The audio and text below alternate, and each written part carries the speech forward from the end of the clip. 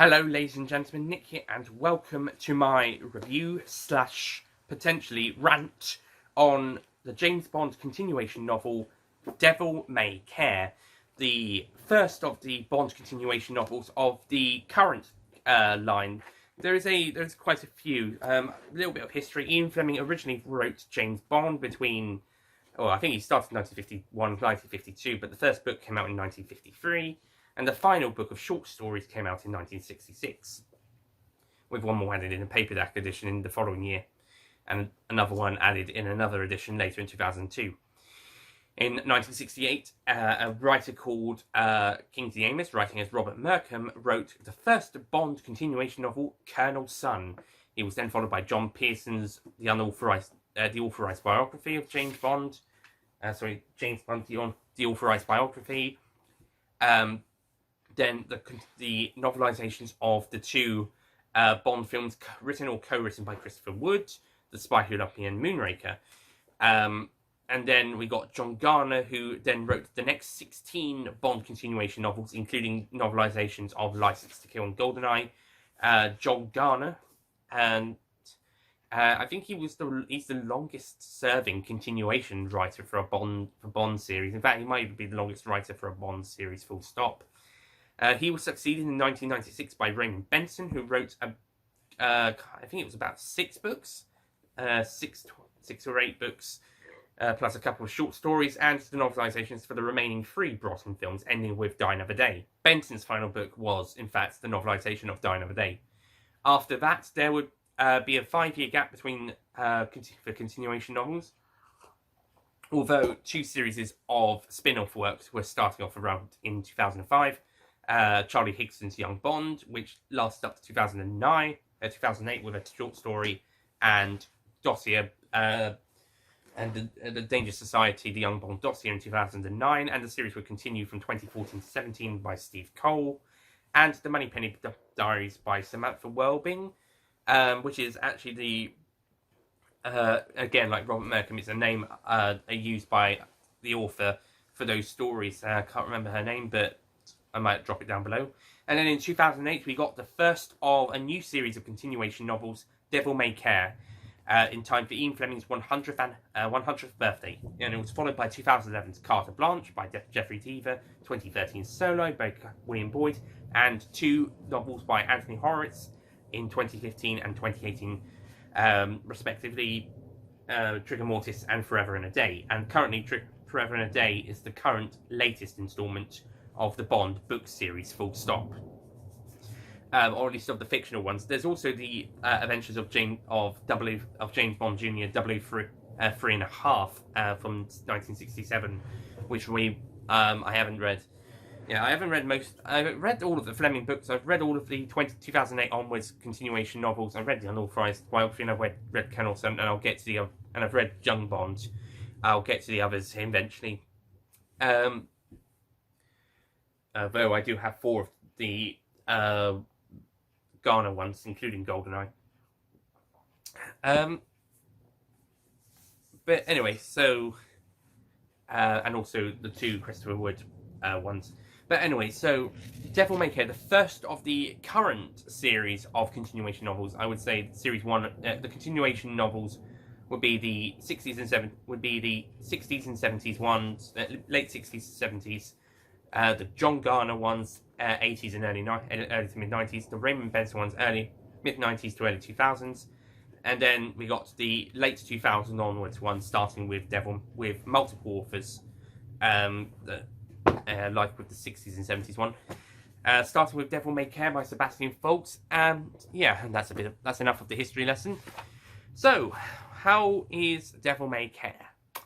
Well, it starts off interesting with a brutal murder of a guy in Paris, and René Mathis investigating. Oh, by the way, Mathis apparently is having an affair with someone, so I don't know if he's cheating on his wife / girlfriend or not, but if he is, then he's not exactly being, he's not really making me like him at the moment. I like René Mathis, both in the books and the films, but in this case, not so much. Unless this is his only lover, in which case it's all right then. The word affair is just being used. But anyway, although I do have to say, the chapters in this book, okay, I don't know how long chapters are in an average book, and I'm not the biggest average reader, you have to come to my sister for that. But these chapters are on average about 20 pages per chapter. They're between 15 and 25.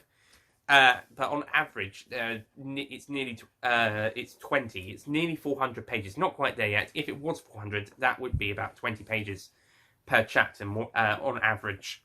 So, yeah, and there are so many chapters that I think could have been cut down to 2, maybe even 3 chapters. This first chapter, for example, you could have the guy being murdered in one. That bit could be one chapter, and then the next half of chapter 1, seeing Rene Mathis investigate. That could have been its own chapter.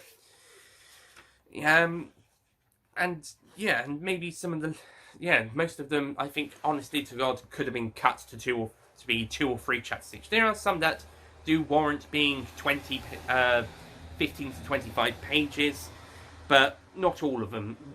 Not every chapter had to be 15 to 25 pages. You could have cut it down a little bit, cut some of them down a bit. It's okay having more than 20 chapters.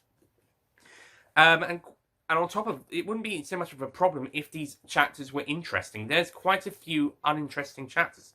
The plot is actually quite boring. We got a very uninteresting villain. He has a pretty weak his motive can be understandable, but then you're just getting pissed off all the time.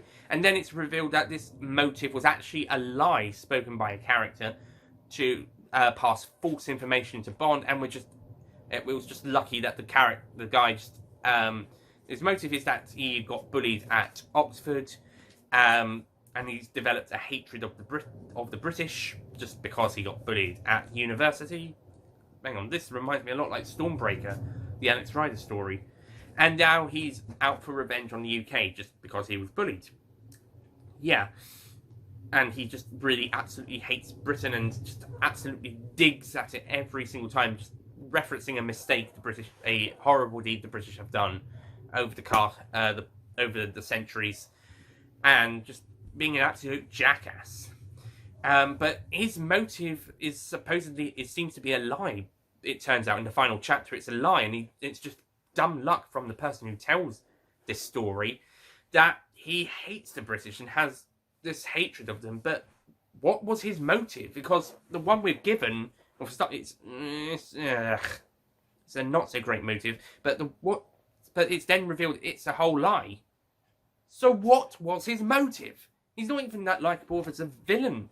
So this actually makes him really well. So what's his name? Julius Gorner. Terrible villain. He's a terrible villain, and the plot implies that it's about drugs. It's a whole drug thing. Gorner's trying to manipulate Britain's youth through drugs, but it turns out it's not. It turns out that Gorner's plan involves blowing the country, crashing a plane in the country, and blaming it on the crash a plane in Russia, blame it on the British. Crash a plane in the UK, blame it on the Russians. Just stick to the drug plot. That was actually quite interesting. It would have been nice to see Bond tackle drugs in the late 60s. Of course, we've seen him tackle drugs in the early 70s and in the late 80s in the films. But I would have liked to have seen how he would have dealt with late 60s drugs. And in a more mature fashion. Okay, License to Kill was quite mature, but Live and Let Die and Living Daylights were not quite as adult at all. But I would have liked to have seen a bit more it handled in a more adult way, even more so than License to Kill, because that was still a film, and in books you can get away with being a bit more adult. And I do have to say, this is the most adult of the Bond novels I have read so far. There is a bit more. The violence is as on par as some of the other books, but the nudity, there's quite a lot of sexualized nudity in it. So if this was translated into a film, it probably would be an 18 unless they had to remove / avoid those scenes altogether, or cover the women up. There's actually quite a few. There's also some grisly murders and nasty stuff. Although I can't remember why the character in the first chapter was murdered. I can't remember an explanation for that. There's an interesting henchman who actually he's got a pretty decent backstory. He tears out the tongues of he's from a Middle Eastern country. It might have been Vietnam or something, or Laos, or Thailand, but he's from somewhere from the Middle East, where at the time, well, just before the Vietnam War broke out, but he's somewhere from the Middle Eastern countries, like one of those. And he would he was a mercenary, not a mercenary, but he was one of these nasty people who would cut out tongues of priests talking about the Bible and stick sticks in ears of children and kind of give them a loud sound and make them have a very bad, not be able to hear very well, possibly even be deaf for life. And he's quite a good henchman. He gets a pretty cool, he gets a pretty good death as well. But that's the thing. After the supposed Gorner's plan failed by the British shooting down one of the planes and Bond crash landing the other with his with the Bond girl in the book, Scarlett, who is the one who tells Bond Gorner's motive before it's revealed it's actually alive in a spoiler-filled scene. And Scarlett is trying to help Bond because her sister Poppy, a drug addict, is working for Gorner, and Poppy even meets Bond at one point. I'll talk a bit more about this in a bit. And there was some history with their father and Gorner, their father was a professor at Oxford after studying in Cambridge, and they were part Russian. The father was Russian, and so they're part Russian. But anyway, when we get to the later chapters of the book, it's just Bond and Scarlett wandering through Russia, and then on their way back to Finland, and then on to Paris. This is something that would have happened a bit sooner in the book, and that's the thing. Bond meets the villain at a decent point in the book, although at this slow, dull rate, you would have swear it should have happened earlier. And then after that, and then a little bit later, but that's in that's in a tennis game. That's normal. That's Bond meeting the villain for the first time, getting a bit to know each other. They're not quite on terrible terms yet, but they're not exactly that friendly unless Bond has managed to wiggle their way into their trust, in a way. But then Bond kind of gets entangled with the plot a bit sooner than expected in a normal installment, and now they're just wandering through the country. And we're nearly at the end, and we're just dragging this out. I mean, it's all interesting in some points, but not completely. This is a really dull book, and the final chapter isn't even that exciting. It has the final the final fight with Gorner, but it's a little anticlimactic, although a good death at the very end. And Gorner does have a good featurette of a monkey hand in a way with a imposable thumb. But he's still a really boring character. And his motive, he has no motive. And Poppy reveals that it was all a lie. And everything had pretty much been a lie, so that she could get to Gorner, she or Bond could get to Gorner, and it's revealed that she's actually Agent 004, sent by M. But pretty much everything about Gorner that she made up. She just pot luck that he had a hatred of the British as much as he had.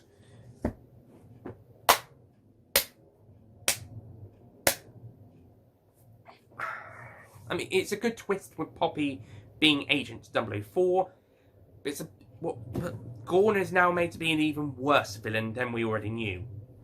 I'll say this, Poppy's a pretty good character, and there's actually a really good bit early on where Bond kind of meets her and she's posing as this married woman, but later finds out that actually that was a trick as well. Poppy seems to be a pretty good actress.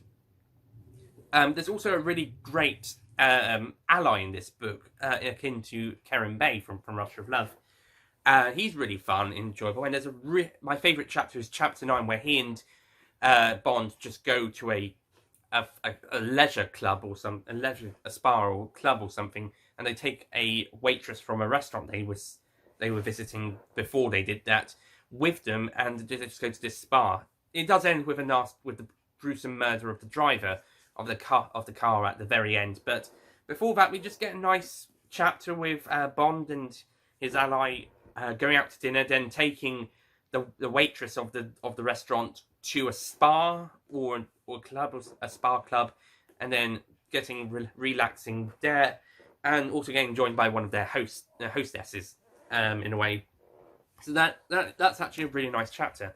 And chapter 7, the scene where the chapter where Bond meets Gorner for the first time, and they have their tennis game in Paris, is very similar to how Bond would usually meet a villain at maybe a game, a sports game or event or something like Goldfinger with the golf tournament, in a way, something along those lines. But outside of those bits, it's just and maybe some bits with Poppy.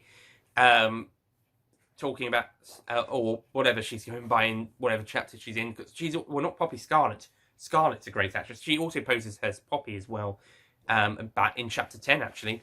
So she poses as she's 004, but she poses as is someone who needs Bond's help, and she poses as that character, but also pretending to be a married rich woman, and poses as the sister of the character she's pretending to be. So, yeah. So she's a pretty great actress. She would have been great in the theatre or the film department. Would definitely, if there was a film adaptation, they would need a really good actress to play all of those roles.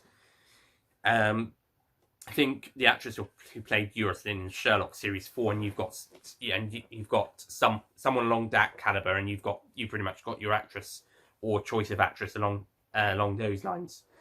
But but the villain is terrible. The plot is bad. I don't mind the subversion of the story where it's not drugs. It's actually going to his plan's not really about manipulating young people with drugs.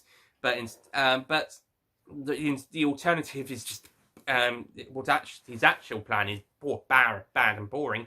He has no motive following the twist reveal, because the one that's supposed was in the lie story wasn't even that good anyway.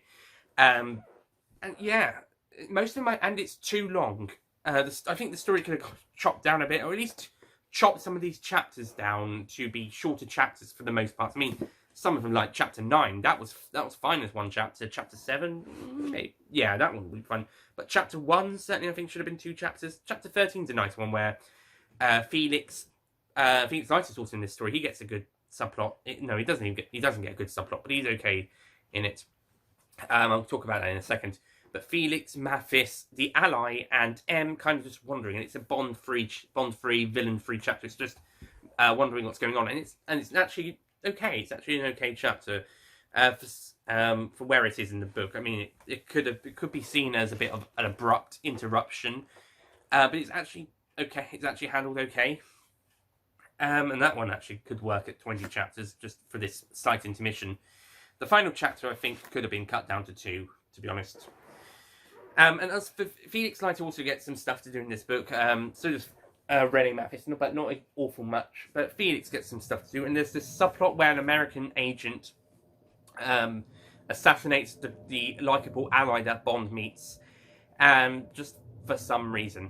Yeah, I can't remember why, but he was doing it. He was not following procedure or anything. And eventually another ally of Bond is able to kill him. Him and Felix are able to restrain and kill him. But yeah, I can't remember what the guy's motive was, but it was something to do with Russia or Vietnam or Gorner or something, and he just killed the ally so he can get in touch with Bond or help Felix out a bit. Yeah. Bad. Yeah, it's actually quite forgettable, some parts of this. Yeah, that doesn't help it. On the whole, Devil May Care is actually a pretty weak Bond story. It's got some good elements. There are some good characters like Scarlet / Poppy in one bit. The henchman's actually a pretty good henchman. A fantastic ally in the form of the ally I can't remember his name of. And some okay stuff. But and Bond himself is actually done pretty well. But we've got a dreadful villain who has no motivation, and the lie motivation that we get early on before it's revealed it's a lie isn't even that good anyway. And once it's revealed it's a lie, it's even worse because he has no motivation. And whilst he has a cool, distinguishable feature, the character himself is boring, unlikable. Well, he's not. Well, yeah, I don't think you're supposed to like him, but he's not even that well written. I really don't like it, and the subversion of the plot isn't done very well. I don't mind the subversion of the plot, so he doesn't have to be sending drugs to youthful Brits and corrupting their minds through that. But instead, but the subversion that we get is sending 2 planes down and crashing. Yay!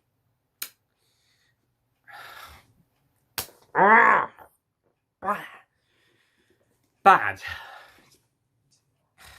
Bad with some good bits. So on the whole, Devil May Care, I'm going to be scoring this novel I was going to give it a 4 out of 10, but I decided actually, you know what? Yeah, no, sorry, I was thinking about 5 out of 10, but you know, I'm going to give Devil May Care a 4 out of 10. 100,000 people are one way flame. I've been waiting long for one of us to say the darkness, let it never fade away. Living daylight.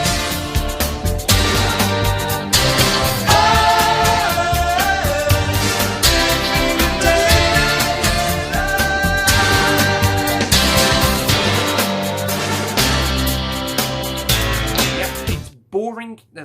I think the chapters are too long. If the story was more interesting, then maybe I'd be okay with the longer chapters. Although, really, every chapter you don't need them to be 15 to 25 pages. But I'd be fine with that if the plot was more interesting, if it was more engaging, if it moved along better. But it's not. It's uninteresting. It's boring, and the villain is shit. Possibly the worst Bond villain ever. Or at least in the novels, or at least the ones I've read. Certainly, compared to more colourful villains in both the books and the films and other mediums, he is so bad. He's such a bad character, and he doesn't even have a motivation following the twist reveal at the very end. And the one that we got that turned out to be a lie, as I mentioned, was bad anyway. But the character's made even worse. So the fact that there isn't even a motivation, full stop. Fuck this story. No. Sorry, we have to agree. Ian Fleming deserved a better 100th anniversary Bond story than this. And the same with the film that came out that year was Quantum of Solace. Thankfully, by Royal Command, which I've got, the young Bond story, that was a great one. And there was also a Moneypenny Diaries book that came out that year. I can't remember it, but it sounds interesting. From what I read about it, sounds quite interesting. Basically, the unauthorized biography, but unauthorized. Sorry, the authorized biography, but unauthorized in a way, an idea. Possibly. That actually sounded like a pretty good idea. So yeah, by Royal Command, that was a good way to celebrate Ian Fleming's 100th birthday, and the third Moneypenny Diaries book. That might be interesting. I have to read that. But Devil May Care, the first continuation Bond novel since 2003, and the first of the 2008 onwards series that we currently have with further four books. And the official anniversary book. Terrible, and yeah, Ian Fleming deserved better for his 100th birthday, and I suppose that's where By Royal Command comes in. Possibly the Moneypenny Diaries book, I'm not sure. I wouldn't be surprised if it was better. Even Quantum of Solace, the film, I actually find a better plot, to be honest. And that's my least favourite of the Bond films. Or at least of the official series. Yeah. So, you can tell that this is bad. By the fact that I'm saying my least favourite of the films is better. God. And that's not something I would have thought I'd say. And this isn't a film over book favourism. No, I generally prefer the film. Generally, I mean, this isn't always the case. Quite a few of the Fleming novels, it's one or the other. I mean, for example, Moonraker, I prefer the book. The book is better. Same with Actually, that's a good question. Same with what? Maybe Thunderball? Yeah, same with Thunderball. Yeah, but certainly Moonraker, Thunderball. I have to get back to you on some of the other ones. Certainly there's Casino Royale and film and book, 2006 and film and book are kind of on the same level. Same for From Russia of Love. Actually, no, From Russia of Love, I as much as I love the film, I do prefer the book, as that's my favourite Bond book at the moment. So, Moonraker, From Russia of Love, Thunderball, they're examples of the books being better than the films. And Forever and a Day, the latest Bond book, which is my favourite continuation novel and favourite non-Fleming book, it's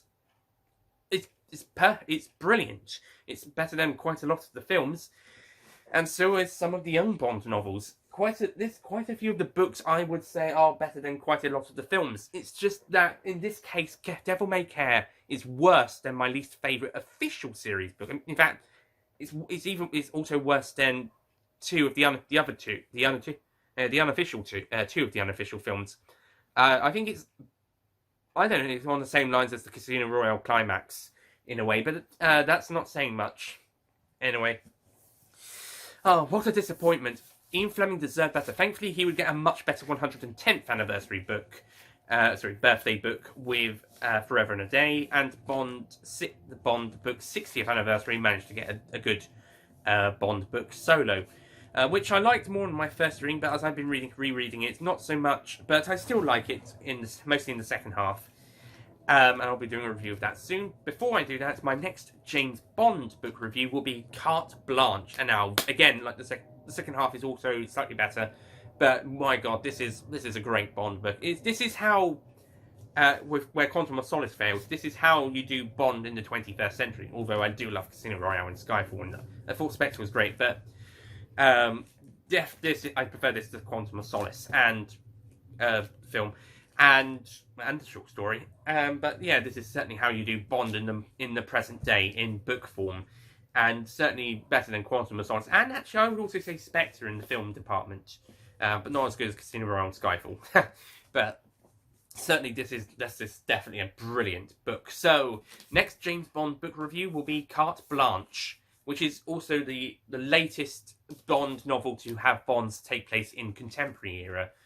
As all of the continuation novels and the novelizations and the short stories after Fleming's death would all be contemporary Bond at the present day, a bit like the films. It's Devil May Care, which is actually the first one to go back, excluding young Bond and maybe Moneypenny Diaries, I'm not sure, but certainly excluding young Bond, Devil May Care is the first one to go back to the Bond heyday of the 50s or 60s. 60s in this case, followed by Solo, and then Trigger Mortis and Forever and a Day in the 50s.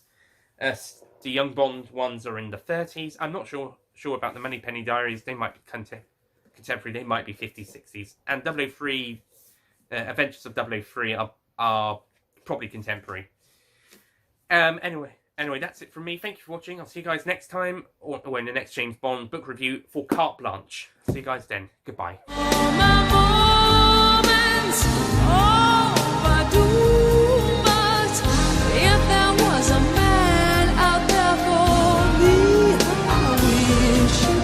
Someone who could love me too. If someone was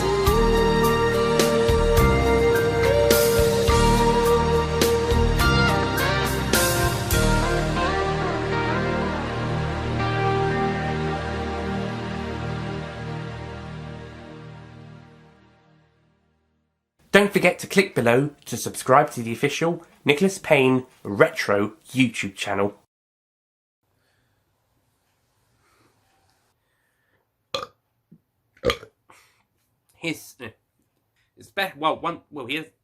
Once we revealed, it's just, it's just,